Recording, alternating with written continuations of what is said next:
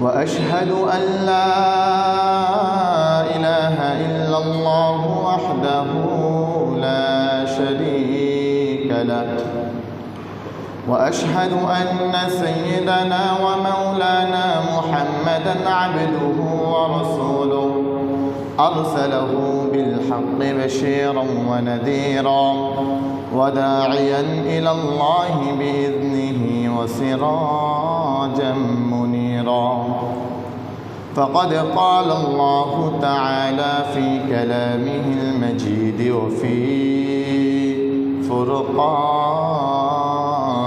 الحميد. أعوذ بالله من الشيطان الرجيم. بسم الله الرحمن الرحيم. إنا أنزلناه في ليلة القدر وما أدراك ما ليلة القدر. ليلة القدر خير من 1000 شهر إلى آخر السورة.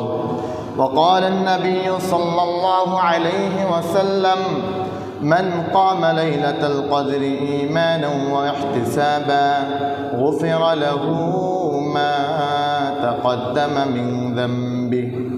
اللهم صل على محمد وعلى آل محمد كما صليت على إبراهيم وعلى آل إبراهيم إنك حميد مجيد. اللهم بارك على محمد وعلى آل محمد كما باركت على إبراهيم وعلى آل إبراهيم إنك حميد مجيد. আল্লাহ রাব্বুল ইজ্জাত ওয়াল জালালের কাছে শুকরিয়া জ্ঞাপন করছি। রব্বে কারীম আমাদেরকে আজকে 20তম রমাদানে জুমার দিনে মসজিদে এসে কোরআন ও হাদিসের মজমায় বসার তৌফিক দান করেছেন। আমরা মালিকের দরবারে সন্তুষ্ট চিত্তে কালিমাত শুকর আদায় করে নিচ্ছি। সকলেই বলি আলহামদুলিল্লাহ। দুরুদ রহমত বর্ষিত হোক রহমাতাল লিল আলামিন হযরত মুহাম্মদ মুস্তাফা সাল্লাল্লাহু আলাইহি ওয়াসাল্লামের প্রতি। আল্লাহুম্মা সাল্লি আলাইহি আল্লাহুম্মা বারিক আলাইহি। প্রিয় মুসলিয়ানে ইকরাম, এই রমাদান মাসেও অনেক ভাই এই দুনিয়ার সফর ত্যাগ করেছেন, কিন্তু আল্লাহ রাব্বুল ইজ্জাত ওয়াল জালাল আমাদের প্রতি রহম করেছেন, আমাদের প্রতি করম করেছেন। তিনি আমাদের হায়াতের মধ্যে বরকত দান করেছেন এবং আমাদেরকে দ্বীনের সাথে লেগে থাকারও তৌফিক দান করেছেন। এটা ভাই আমাদের প্রতি রবের এক বিশেষ রহমত, আমাদের প্রতি রবের করুণা। তো রব আমাদের প্রতি যে রহমত করেছেন, রব আমাদের হায়াতের মধ্যে যে বরকত দান করেছেন, ভাই আমাদের কাজ হলো এখন এই সময়টাকে কাজে লাগানো। এই সময়টাকে কাজে লাগিয়ে আমাদের পরকালকে সুন্দর করে গোছানো, আমাদের পরকালে সে অনন্তকালের জীবনের জন্য প্রস্তুতি নেওয়া। যেহেতু রব হায়াত দিয়েছেন, এই হায়াতকে কাজে লাগানো। রমাদানের প্রথম 20 দিনের চেয়ে শেষের 10 দিন খুব দামি। কেন দামি? কারণ হলো ওই 10 দিনে লাইলাতুল কদরের নামের একটা রাত রয়েছে, যে রাতকে রব দামি করেছেন। আল্লাহ রাব্বুল ইজ্জাত ওয়াল জালাল তার বান্দাকে লাইলাতুল কদর কত দামি এটা বোঝানোর জন্যে লাইলাতুল কদর নামের একটা সূরা রব দিয়ে দিয়েছেন, বান্দা যাতে বুঝতে পারে যে লাইলাতুল কদর কত দামি। পৃথক এক সূরা, আল্লাহর একটা আয়াতি দাম হওয়ার জন্য যথেষ্ট, কিন্তু সেখানে একটা সূরা বলা হচ্ছে যে এই সূরাকে আল্লাহ প্যাকেট করে দিয়েছেন, যে প্যাকেটের নাম হলো লাইলাতুল কদর। এখন যদি এই প্যাকেটকে খোলা হয়, যে লাইলাতুল কদর নামের যে প্যাকেট রবের পক্ষ থেকে রব তার বান্দাদেরকে জানাচ্ছেন, ওই প্যাকেটের মধ্যে রব রেখেছেন কি বান্দার জন্য? লাইলাতুল কদর নামক এই প্যাকেটের মধ্যে রব কি রেখেছেন বান্দার জন্য? তো আল্লাহ যেন জানাচ্ছেন যে বান্দা প্যাকেটটা খোলো, লাইলাতুল কদর নামের যে প্যাকেট দিলাম খোলো, দেখো আমি রব তোমাদের জন্য কি রেখেছি। আল্লাহ বলছেন ইন্না আনজালনাহু ফি লাইলাতিল কদর। যখনই খোলা হলো প্রথম আয়াত, রব বলেন আমি আল্লাহ লাইলাতুল কদরের রাতে এমন এক কিতাব নাজিল করেছি যেই কিতাব স্বয়ং আমি রবের কালাম। সুবহানাল্লাহ। আমার কালামকে আমি আল্লাহ দুনিয়ায় পাঠানোর জন্যে 360 দিনের মধ্যে অসংখ্য অগণিত দিন ছিল, অসংখ্য অগণিত রাত ছিল। আমি কোনো দিনে আমার কোরআনকে নাজিল করে নাই, আমি কোনো রাতেই আমার কোরআনকে নাজিল করে নাই। আমার কোরআনকে নাজিল করার জন্যে আমি আল্লাহ যে রাতকে বাছাই করেছি, আমি আল্লাহ যে রাতকে পছন্দ করেছি, ওই রাতের নামই হলো লাইলাতুল কদর। আমি রব যে কালাম দিয়েছি, ওই কালাম আমি লাইলাতুল কদরের রাত্রিতে অবতীর্ণ করেছি। কোরআনের আরেক আয়াতে আল্লাহ বলেন ইন্না আনজালনাহু ফি লাইলাতিন মুবারাকাহ। লাইলাতুল কদরের রাতটা শুধুমাত্র কোরআন নাজিলের রাত এমন নয়। ওই যে বললাম রব এক প্যাকেট দিয়েছেন, বিরিয়ানির এক প্যাকেটের মধ্যে তো অনেক কিছু থাকে। লাইলাতুল কদর নামের যে প্যাকেট রব দিয়েছেন, ওই প্যাকেটের মধ্যে রব বান্দার জন্য কত নাজ আর নিয়ামত যে রেখে দিয়েছেন। আল্লাহ বলেন যে এই রাত্রিতে কোরআন নাজিল করেছি। এই রাতটা কেমন রাত বান্দা জানো? এই রাতটা হলো বরকতময় রাত। ইন্না আনজালনাহু ফি লাইলাতিন মুবারাকাহ। এটা হলো বরকতময়, এক প্রশান্তিময় রাত। এরপরে আয়াত আল্লাহ কি বলে দেখেন। আল্লাহ বলেন ওয়ামা আদরাকা মা লাইলাতুল কদর। আপনি কি জানেন লাইলাতুল কদর কি? প্রিয় ভাইয়েরা, এই যে রব বললেন ওয়ামা আদরা, আপনি কি জানেন, এই আপনি কি জানেন বলতে রব কাকে বুঝিয়েছেন বলেন তো আপনারা? মুহাম্মদুর রাসূলুল্লাহ সাল্লাল্লাহু আলাইহি সাল্লামকে বুঝিয়েছেন যে আপনি কি জানেন। রাসূলকে, রাসূল হলেন তিনি আদম আলাইহিস সালাতু ওয়াস সালাম থেকে শুরু করে ঈসা আলাইহিস সালাতু ওয়াস সালাম পর্যন্ত যত নবী রাসূল, সকল নবী রাসূলকে আল্লাহ যে ইলম দিয়েছেন, এক মুহাম্মদুর রাসূলুল্লাহ সাল্লাল্লাহু আলাইহি ওয়াসাল্লামকে আল্লাহ ওই ইলম দিয়ে দিয়েছেন। সুবহানাল্লাহ। রাসূল হলেন তিনি আদম আলাইহিস সালাতু ওয়াস সালাম থেকে শুরু করে ঈসা আলাইহিস সালাতু ওয়াস সালাম পর্যন্ত সমস্ত নবী রাসূলকে আল্লাহ যেই বুঝ দিয়েছেন, এক মুহাম্মদুর রাসূলুল্লাহ সাল্লাল্লাহু আলাইহি ওয়াসাল্লামকে আল্লাহ সেই বুঝ দিয়ে দিয়েছেন। রাসূল হলেন তিনি, ওনাদের সকলের প্রজ্ঞা যেমন, তিনার প্রজ্ঞা সকলের প্রজ্ঞার চাইতেও বেশি আল্লাহ দিয়ে দিয়েছেন। ওনাদের সকলকে যত হিকমত আল্লাহ দান করেছেন, মুহাম্মদুর রাসূলুল্লাহ সাল্লাল্লাহু আলাইহি ওয়াসাল্লামকে আল্লাহ ওই পরিমাণ প্রজ্ঞার হিকমত দান করেছেন। এই রাসূলকে আল্লাহ জিজ্ঞাসা করতেছেন যে আপনি কি জানেন লাইলাতুল কদর কি? তো মুহাম্মদুর রাসূলুল্লাহ সাল্লাল্লাহু আলাইহি ওয়াসাল্লাম যেন জিবরাইলকে বলতেছেন যে আপনি বলেন লাইলাতুল কদর কি। কোরআন যেহেতু জিবরাইল নিয়ে আসছেন, জিবরাইল যেন বলতেছেন লা ইয়ালামুহা ইল্লাল্লাহ, আল্লাহ ছাড়া কেউ জানে না লাইলাতুল কদর কি। সুবহানাল্লাহ। তাহলে লাইলাতুল কদর কি এটা যিনি জানেন তিনি কে ভাই? আল্লাহ। আল্লাহ আয়াতে কি বলছেন যে কামা লাইলাতুল কদর, আপনি কি জানেন লাইলাতুল কদর কি? কামা শব্দটা আরবিতে দুই অর্থে ব্যবহৃত হয়। এক, সর্বোচ্চ অপমানের অর্থে। দুই, সর্বোচ্চ সম্মানের অর্থে। এই কামা শব্দটা সর্বোচ্চ অপমানের জন্যও ব্যবহার হয়, সর্বোচ্চ সম্মানের জন্য ব্যবহার হয়। যেমন মনে করেন মসজিদের ইমাম সাহেব যদি গানজুট্টিদের আসর যেখানে বসে, ওখানে গিয়ে যদি তিনি বসেন, তখন মানুষ বলবে যে আরে আপনি এখানে কেমনে আসছেন, আপনি এখানে কেমনে বসছেন? তার মানে এটা তো সর্বোচ্চ অপমানের জায়গা। আপনার মতো ব্যক্তি এখানে কেমনে বসতে পারল, আপনার মতো ব্যক্তি কেমনে এখানে আসছেন? এই সর্বোচ্চ অপমানের জন্য। এরপরে মনে করেন ওই গানজুট্টি সে যদি এসে মসজিদের মিম্বারে বসে, মানুষ কি বলবে? আরে তুই তো বড় গান জুটতি, মিম্বারে কেন বসলি তুই? কারণ এটা হলো সর্বোচ্চ সম্মানের জায়গা। যে তুই এখানে কেন বসলি, এখানে কেন আসলি? এই সর্বোচ্চ অপমানের জন্য কামা, সর্বোচ্চ লাঞ্ছনার জন্যে কামা, আর সর্বোচ্চ মর্যাদার জন্য কামা। তো কামা লাইলাতুল কদর বলতে আল্লাহ রাব্বুল আলামিন যত রাত সৃষ্টি করেছেন, যত রাতের মর্যাদা দিয়েছেন, সমগ্র রাতের মর্যাদার উপরে লাইলাতুল কদরের মর্যাদাকে উঠাবেন, লাইলাতুল কদরের মর্যাদাকে দিবেন। এজন্য আল্লাহ বলতেছেন যে কামা লাইলাতুল কদর। আপনি কি জানেন লাইলাতুল কদর কি? এবার আল্লাহ নিজে বলছেন, তো আপনি শোনেন লাইলাতুল কদর কি।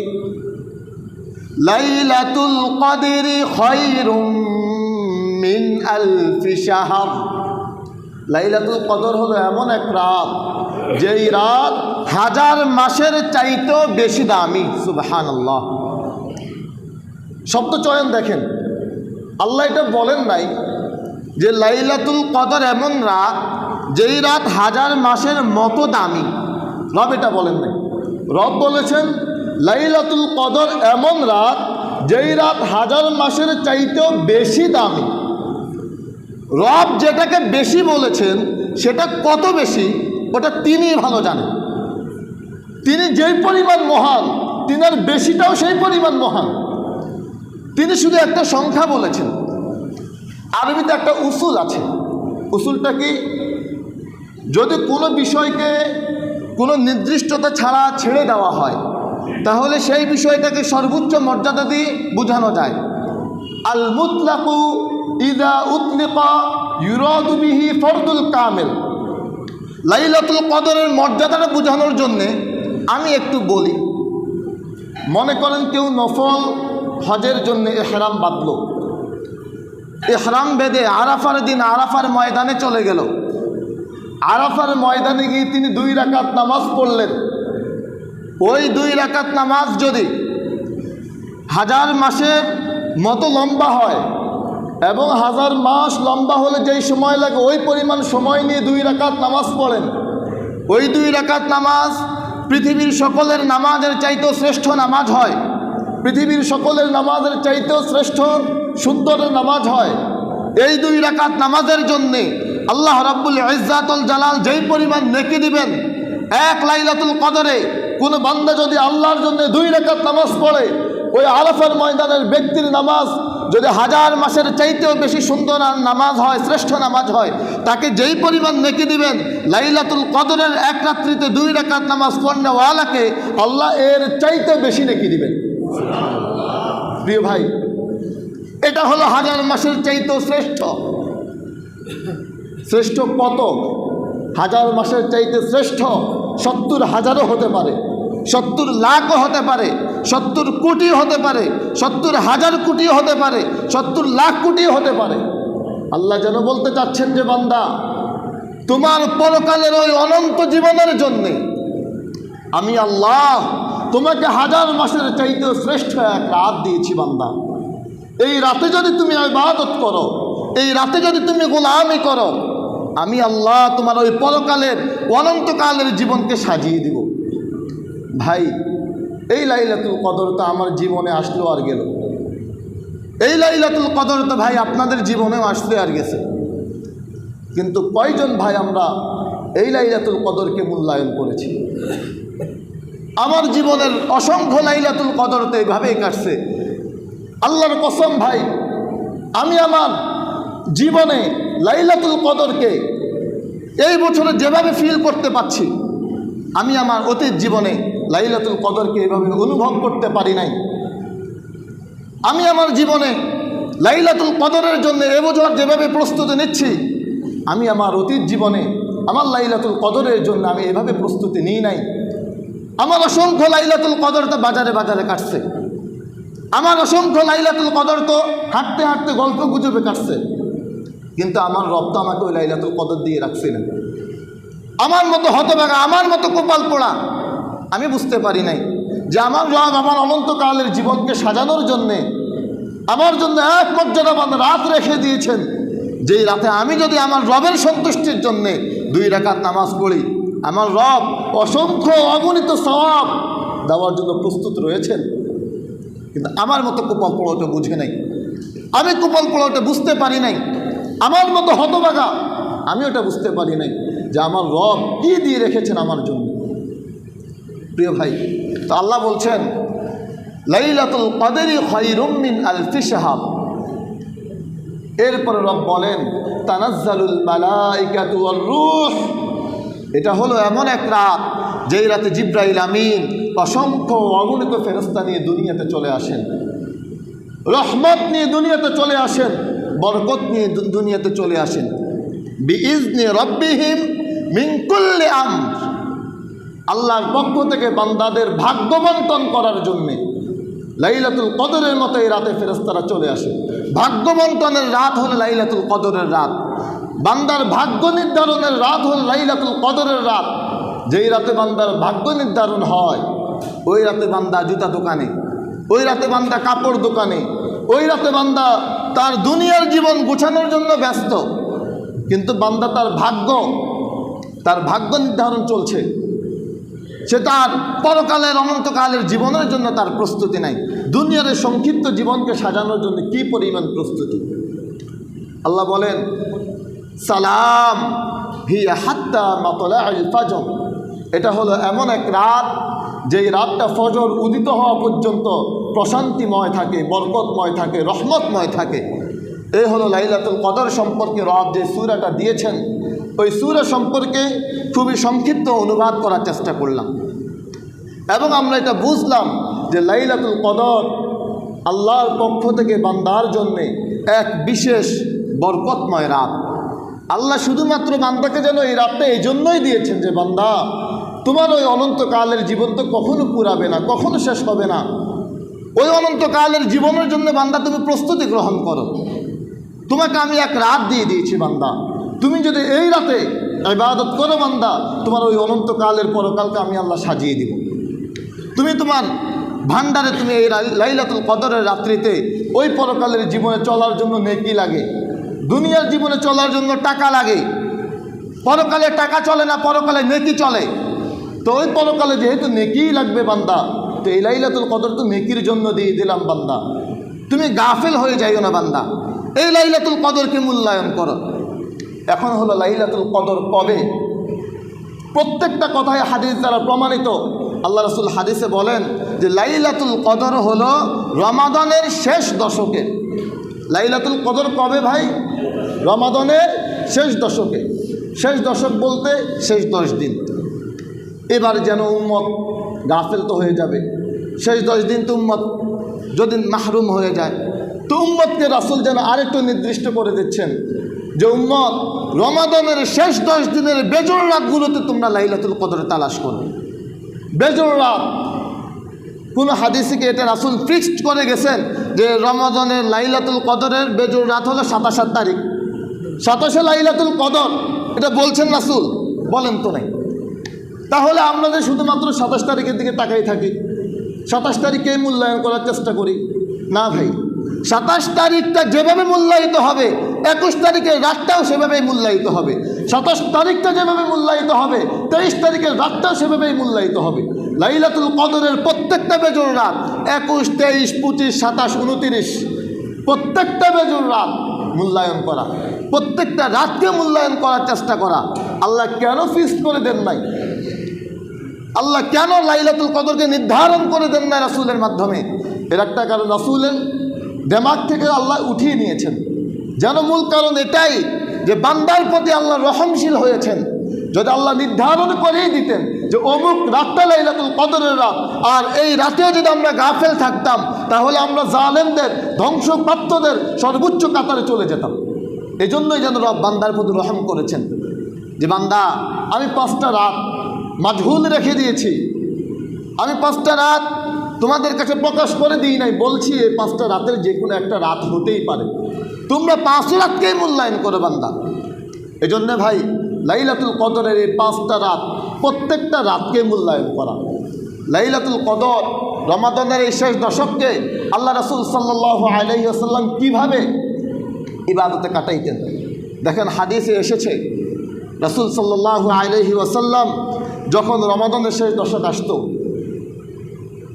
আম্মা জান আয়েশা রাদিয়াল্লাহু তাআলা তিনি বলেন, ইদা দাখালাল আশর শাদ্দা মিজারাহ, রমাদানের শেষ দশক আসলে আল্লাহ রাসূল সাল্লাল্লাহু আলাইহি সাল্লাম তার লুঙ্গিকে কষে নিতেন, শক্তভাবে বেঁধে নিতেন। আহইয়া লাইলা, রাত্র জাগরণ করতেন। ওয়া আইকাযা আহলাহ, এবং সবাইকে জাগিয়ে দিতেন, পরিবার পরিজনকে।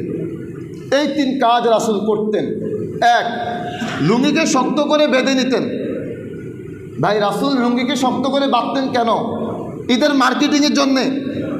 আপনারা বলেন, রাসূল লুঙ্গিকে শক্ত করে ঈদের মার্কেটিংয়ের জন্য বাঁধতেন? কেন বাঁধতেন? আপনাদের কি ধারণা? রাসূল রমাদানের শেষ দশকে লুঙ্গিকে শক্ত করে বেঁধে নিতেন কিসের জন্যে?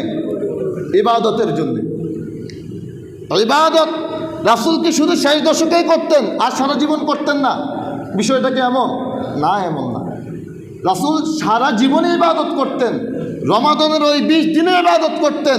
তিনি সারা জীবন যেই পরিমাণে ইবাদত করতেন, রমাদানের ওই 20 দিন যেই পরিমাণে ইবাদত করতেন, রমাদানের শেষ এই দশক রাসূল এর চাইতেও আরও মজবুতির সাথে, আরও তাজিমের সাথে, আরও হিম্মতের সাথে ইবাদতে কাটাইতেন।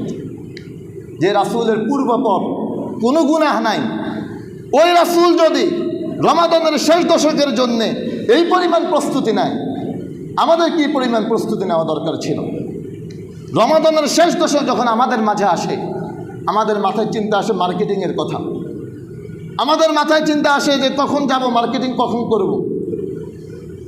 রাস্তাঘাটে যখন যাওয়া হয় তখন দেখা যায় যে কী পরিমাণ পুরুষ আর মহিলা, পুরুষের চাইতেও মহিলা মার্কেটে বেশি।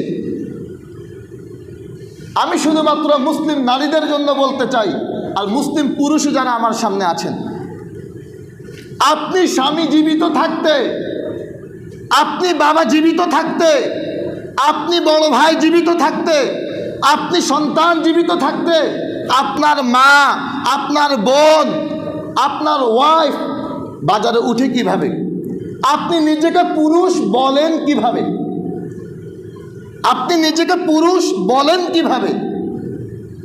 আপনি জীবিত, অথচ আপনার স্ত্রী মার্কেটে, আপনি জীবিত আপনার মেয়ে মার্কেটে, আর আপনি বলেন আপনি পুরুষ, আবার মুসলমান, আবার ইমানদার।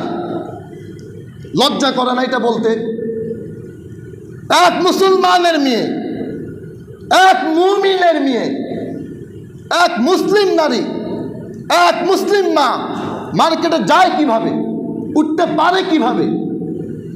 আরে ভাই, দান মোহরটা আপনি দিলেন, আপনার এই স্ত্রীকে বিয়ে করার সময় মোহরানা তো আপনি দিলেন। যখন আপনার এই স্ত্রী মার্কেটে উঠলো, ধাক্কা তো দেয় পর পুরুষে, আপনার বুঝে একটু গায়ে লাগে না যে আপনার স্ত্রীকে অন্য পুরুষের সাথে গায়ে লাগতেছে? আলহামদুলিল্লাহ, আমাদের মেয়েদের দিকে, আমাদের স্ত্রীদের দিকে অন্য পুরুষ তাকাবে, এটা আমাদের গায়রতে লাগে, আত্মমর্যাদায় লাগে। আমার স্ত্রীর চোখ অন্য পুরুষ দেখবে, এটা আমার সহ্য হয় না। আপনি কেমন পুরুষ? আপনার স্ত্রীকে সবাই দেখে, আপনার মেয়েকে সবাই দেখে, আপনার স্ত্রীর মূল্য এত কম, আপনার মেয়ের মূল্য এত কম। এই আপনার গায়রত, এই আপনার আত্মমর্যাদা। প্রিয় ভাই, তো এই মার্কেটিংয়ের জন্যে নিজেকে এভাবে বিলিয়ে দিয়েন না।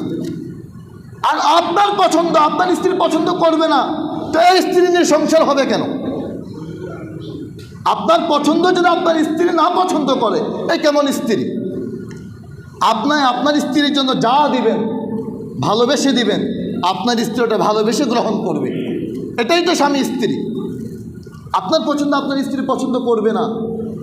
আপনার স্ত্রী আপনার মার্কেট চয়েস করে দেয় যে অমুক মার্কেটে যাব, আর সিএনজিওয়ালাকে পর্যন্ত আপনার স্ত্রী কল দিয়ে বলে যে সিএনজি তো রেডি, উনি নিজ দায়িত্বে চলে যাবে। আপনার স্ত্রী এখন স্মার্ট হয়েছে, আপনার মেয়ে এখন স্মার্ট, মুসলিম নারীরা স্মার্ট। নিজ দায়িত্বে সিএনজিওয়ালাকে কল দিয়ে নিজ দায়িত্বে গিয়ে মার্কেটিং করে নিয়ে চলে আসে। আর আপনি কাপুরুষ, আপনি বসে আছেন ঘরে। তো ঘরে আর থাকেন কেন? চুড়ি পরেই থাকেন। যদি আমি জীবিত থাকতে আমার স্ত্রীর মার্কেটিং করা লাগে, তো আমি পুরুষ কিসের? আমি পুরুষ কিসের? প্রিয় ভাই, এজন্য মার্কেটিংয়ে সময় না দেওয়া। পৃথিবীর এমন কোনো কিতাব নাই যে কিতাবে লেখা আছে যে নতুন জামা গায়ে না দিলে ঈদ উল ফিতর ঈদ হবে না। আসমানের নিচে জমিনের উপরে এমন কোনো কিতাব নাই যে কিতাবে এটা আছে যে নতুন জামা গায়ে দিলে ঈদ হইব, নতুন জামা গায়ে না দিলে ঈদ হইতো না। আসমানের নিচের কোনো কিতাবেও নাই, জমিনের নিচের কোনো কিতাবেও নাই। পারলে আমার দেখাইন যে হুজুর অমুক বইয়ে আছে, অমুক কোরআনে আছে, অমুক হাদিসে আছে যে ঈদের দিন নতুন জামা গায়ে দিতে হইব, আর না হইলে ঈদ হইতো না। রমজানে যে রোজা রাখছি এই রোজা কবুল হইতো না যদি নতুন জামা গায়ে না দেয়। এমন তো আমরা কোথাও পাই নাই ভাই। আমরা তো আলহামদুলিল্লাহ আমাদের জন্য দেখা যাবে হয়তো ঈদের দিনে এই পাঞ্জাবি গায়ে দিয়ে বসে গেছে। তো আমাদের বুঝি ঈদ আসে না, ঈদ শুধুমাত্র বুঝি যারা মার্কেটিংয়ে তাদের জন্যই। আপনি দিতে পারেন, দেওয়ার জন্য আমি নিষেধ করি নাই, অবশ্যই দেন, এটা খুশি। তবে এই মার্কেটিং করতে গিয়ে, এই ঈদের জামা করতে গিয়ে, এই ঈদের জামা কিনতে গিয়ে আপনি যদি ইবাদত থেকে গাফেল হয়ে যান ভাইয়া, তাহলে তো হলো না। আমি মূলত ওই জিনিসকে ফোকাস করতে চাচ্ছি যে মার্কেটিং করতে গিয়ে, নতুন জামা কিনতে গিয়ে, নতুন জুতা কিনতে গিয়ে যাতে করে আমাদের এই লাইলাতুল কদর, রমাদানের এই শেষ দশক আমাদের থেকে না চলে যায়, এই দশককে মূল্যায়ন করা। লাইলাতুল কদর পাবে কে? লাইলাতুল কদরের এই সমস্ত মর্যাদা কে পাবে? যে ব্যক্তি আল্লাহর জন্য ইতিকাফ করবে। যে ব্যক্তি আল্লাহর জন্য কি করবে ভাই? ইতিকাফ করবে। এই ব্যক্তি যদি ঘুমেও থাকে, আল্লাহ রাব্বুল ইজ্জাত ওয়াল জালাল এই ব্যক্তিকে লাইলাতুল কদরের কোনো মর্যাদাকে বঞ্চিত করবেন না। তার আমলনামায় রব্বে কারীম লাইলাতুল কদরের সমস্ত মর্যাদা অবশ্যই দিয়েই দিবেন। সুবহানাল্লাহ। মনে করেন যিনি ইতিকাফ করলেন না, তিনি হয়তো লাইলাতুল কদরের জন্য 21তম রজনীতে দাঁড়াইছেন, কিন্তু 21তম রজনীতে লাইলাতুল কদর হলো না, তাহলে তিনি লাইলাতুল কদর পেলেন না। অথবা যিনি 21তম রজনীতে দাঁড়াইলেন বা 23তম রজনীতে দাঁড়াইলেন, কিন্তু 21তম রজনীতে দাঁড়ালেন না, কিন্তু লাইলাতুল কদর 21তম রজনীতে হয়ে গেছে। আল্লাহ তো ভালো জানেন কবে লাইলাতুল কদর। আপনি দাঁড়াইছেন 23তম রজনীতে, কিন্তু 21তম রজনীতে হয়ে গেছে লাইলাতুল কদর, আপনি লাইলাতুল কদর পেলেন না। আর যিনি ইতিকাফে বসে রবের জন্য ইতিকাফ করবে, আল্লাহ রাসূল বলেন ওই ব্যক্তির লাইলাতুল কদর মিস হওয়ার কোনো সম্ভাবনা নাই। আল্লাহ যেন বলেন যে ফেরেশতা, লাইলাতুল কদর যেমনেই যাক আমার এই বান্দার উপর দিয়ে যেতে হবে। আমার এই বান্দা আমার জন্য ইতিকাফ করছে, লাইলাতুল কদর পাওয়ার জন্য ইতিকাফ করছে। এই বান্দা যদি ঘুমেও থাকে, এই বান্দার আমলনামা লাইলাতুল কদর যাতে মাহরুম না হয়। এই বান্দা লাইলাতুল কদর পেয়েই যাবে, অবশ্যই পাবে। প্রিয় ভাই, এখানে একটা কথা বলি, এখানে আমরা যারা আছি রাসূলকে ভালোবাসেন না, রাসূলকে ভালোবাসেন না এমনকি কেউ আছেন? হাত দেখান। কেউ নাই। সবাই রাসূলকে ভালোবাসি, সবাই ভালোবাসি। কিয়ামতের ময়দানে রাসূলের সুপারিশ পেতে চান না এমনকি কেউ আছেন? কেউ নাই। তার মানে সবাই রাসূলের সুপারিশ পেতে চাই। এবার দেখেন রাসূল কি করছেন। হাত্তা তাওয়াফাহুল্লাহ, রাসূল মৃত্যু পর্যন্ত কখনোই ইতিকাফ ছাড়েন নাই। রাসূল মৃত্যু পর্যন্ত কখনোই ইতিকাফ ছাড়েন নাই। আর আমি আমার জীবনে এখনো ইতিকাফ একবারও করি নাই। রাসূল ইতিকাফ ছাড়েন নাই আর আমি ইতিকাফ করি নাই, একটু শুধুমাত্র অনুভূতির জন্যে। আমি ওই কাতারে, ইতিকাফ না করার কাতারে। দেখি আমরা কয়জন আছি যে জীবনে এখনো পর্যন্ত ইতিকাফ করি নাই? একটু হাতটা উঠাই ভাই। ইতিকাফ করি নাই যারা, এই যে বহুত মানুষ, যে হাত নামাই। এবার ভাই চিন্তা করি, শুধু বুঝার জন্য বুঝি।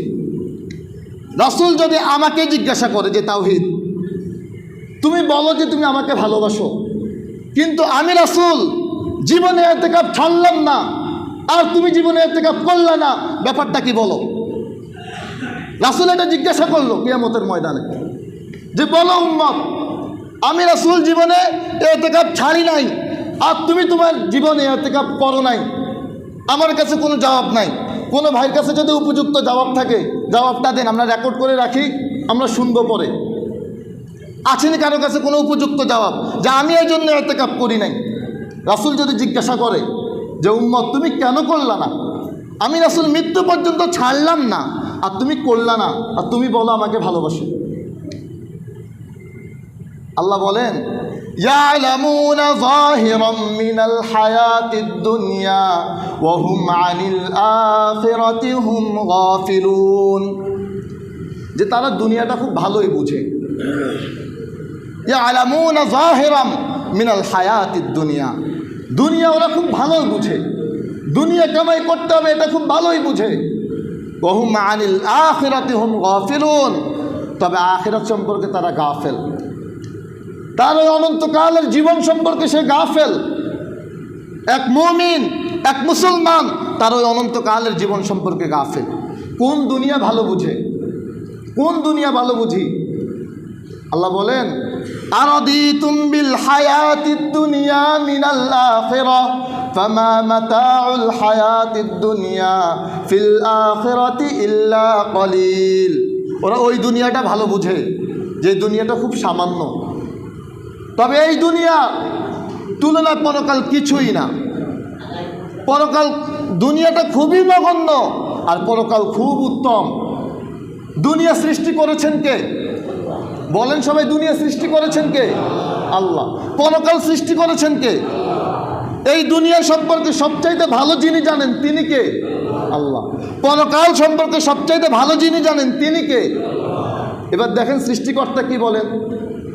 তিনি বলেন বাল তুসিরুনাল হায়াতাদ দুনিয়া, বান্দা দুনিয়া খুবই নগণ্য, যে দুনিয়া সাজাতে এত ব্যস্ত।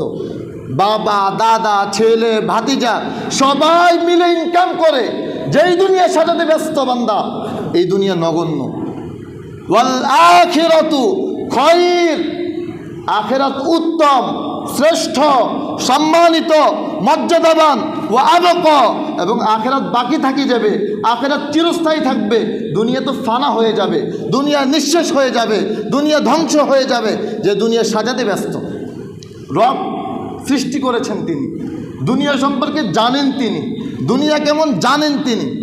তিনি বলেন এই দুনিয়ার মূল্য যদি আমার কাছে একটা মাছি পরিমাণও থাকতো, আরে মাছি না, একটা মাছির ঢানা পরিমাণও যদি থাকতো, তাহলে এক কাফেরকে আমি আল্লাহ এক ঢোক পানি পান করতে দিতাম না। যদি দুনিয়ার মূল্য রবের কাছে থাকতো, যেই দুনিয়া সাজাতে আমরা ব্যস্ত।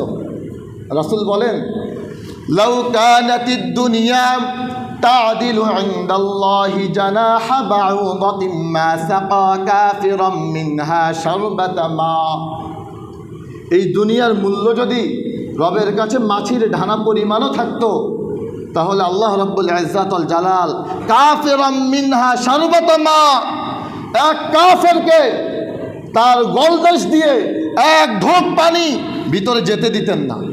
এই দুনিয়ার পরিমাণ মূল্য যদি মাছির ঢানা পরিমাণও রবের কাছে থাকতো, ওই ইহুদিরা, ওই ইসরায়েলিরা মুসলমানদের উপরে হামলা চালাবে আর তাদেরকে এমনি ছেড়ে দিবেন, এটা হতো না। আজ বাংলার মুসলমান আমরা, দুনিয়া সাজাতে ব্যস্ত আমরা। আপনি চিন্তা করেন ফিলিস্তিনের ওই মুসলমানের ঈদ কী হবে? আপনি চিন্তা করেন আজ যদি ওই ফিলিস্তিনিদেরকে কোনোভাবে নিঃশেষ করে দেওয়া যায়, আগামীকালকে যে অত্যাচার নেমে আসবে, ওই অত্যাচার আমার আর আপনার উপরে নেমে আসবে। ওই অত্যাচারের স্টিম রোলার আমার আর আপনার উপরে চলবে। তারা তাদের ছোট ছোট বাচ্চাদেরকে নিয়ে তারা বলে যে আল্লাহ আমাদের জন্য যথেষ্ট। তখন আমরা এটাই বলতে হবে যে আল্লাহ যথেষ্ট। আমাদের কাবার একজন ইমাম তিনি খুব চমৎকার করে বলেছেন মুসলমানদের জন্যে, যে যদি দোয়া করে, যদি শুধুমাত্র দোয়ার মাধ্যমে, যদি শুধুমাত্র ইবাদত করার মাধ্যমে মুসলমানদের ভাগ্য পরিবর্তন হতো, তাহলে তো রাসূল সাল্লাল্লাহু আলাইহি সাল্লাম তিনি দোয়া করলে আল্লাহ তার দোয়াই বেশি কবুল করেন। তিনি দোয়া করে তো ভাগ্য পরিবর্তন করে ফেলতে পারতেন। তিনি তো জিহাদের ময়দানে যাওয়া লাগতো না, তিনি তো যুদ্ধ করা লাগতো না, তিনি তো লড়াই করা লাগতো না। তার মানে শুধুমাত্র দোয়া দ্বারা মুসলমানদের ভাগ্য পরিবর্তন হয় না।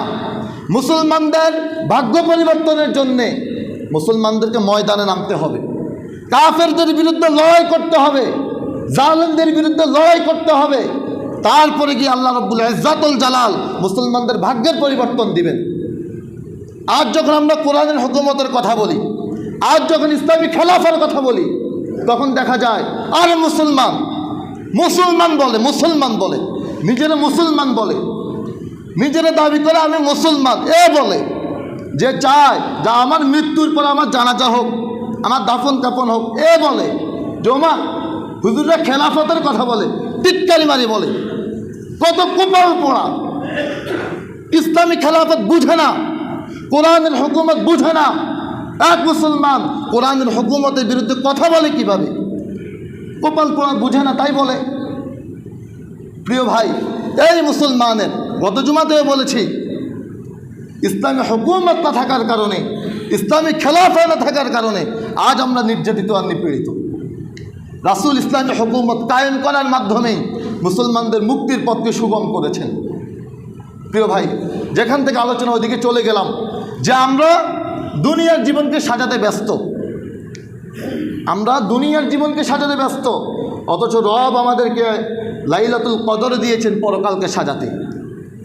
যে রাসূল ইতিকাফ ছাড়লেন না, আর আমরা ওই রাসূলের উম্মতরা রাসূলকে ভালোবাসি বলি, রাসূলের সুন্নাত পালন করি বলি, রাসূলের সুপারিশ প্রত্যাশা করি, কিন্তু আমরা জীবনে এখনই ইতিকাফ করতে পারলাম না। আমরা দুনিয়াটা বুঝলাম না, আমরা দুনিয়াটা ভালো বুঝছি, রাসূল দুনিয়াটা কম বুঝছেন। প্রিয় ভাই, আমার আপনার চাইতে কি রাসূল কম ব্যস্ত ছিলেন কিনা দেখেন, একটু মিলাই। এখানে কি লজ্জার বিষয় না যে ইসলামের 4টা বিবাহ করা বৈধ, হালাল করা হয়েছে পুরুষের সক্ষমতা থাকলে? এখানে একজনও এমন আছেন যে আপনার 4 জন স্ত্রী জীবিত আছে বা 4টা বিয়ে করছেন? আসেননি কেউ? এটা যদিও বাংলাদেশের মানুষ তো মানতেও পারে না যে আরেক বিয়ে করবে, ও মা এটা হয় কেমনি, অনেক কথাবার্তা। 4 জন বিবি কারো নাই, 2 জন বিবি একসাথে জীবিত আছে, মানে 2 বিয়ে করছেন এবং 2 জনই জীবিত আছে, এমনকি আসেননি কেউ? দেখি একজনও আসেনি, একজনও নাই।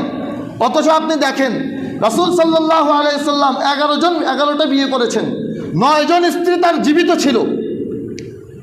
তার মানে আমার আপনার একটা স্ত্রী, রাসূলের 9 জন স্ত্রী, 9টা পরিবার। আমার আপনার চাইতে রাসূলের ব্যস্ততা কম না বেশি ভাই? বেশি। এরপরে দেখেন আপনি আমি কী বা করি, রাসূল মদিনার রাষ্ট্রনায়ক ছিলেন, রাসূল জিহাদের সেনাপতি ছিলেন।